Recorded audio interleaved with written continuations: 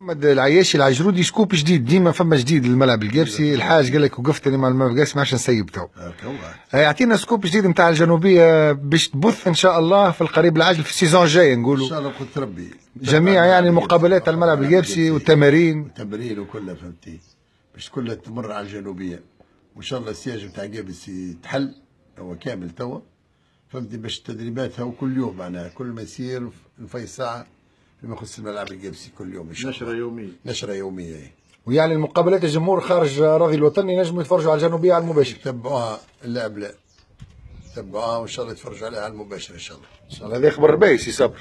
بالطبيعه يعني الجمعيات تشوف قاعده تكبر بشوي بشوي، هذا تكبر برجالها كما الحاج العياشي العجرودي ما خلى ما عمل معانا بصراحه، حشمنا على رواحنا كل يوم نسمعوا جديد من الحاج، كل يوم عنده مفاجاه الحاج الملعب القابسي، وهذا معناتها يدل على حبه وتعلقه بالجمعيه بتاعها. الحمد لله، وان شاء الله جمعيتنا ديما الى الامام، وان شاء الله نشرفوا كرة قدم التونسية ونشرفوا جهتنا ككل قابس، وهذا بفضل التفاف الحاج محمد العياشي العجرودي حول الهيئة المديرة والنادي ككل. شكرا حاج. كلمة أخرى حاج.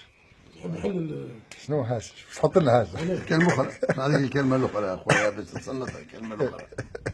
أخرى شيء.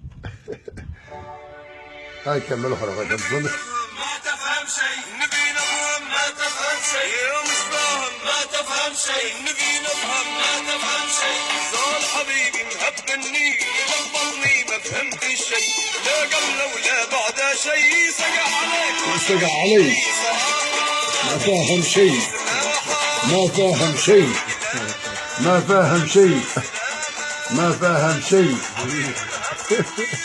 الله يخليك حاج.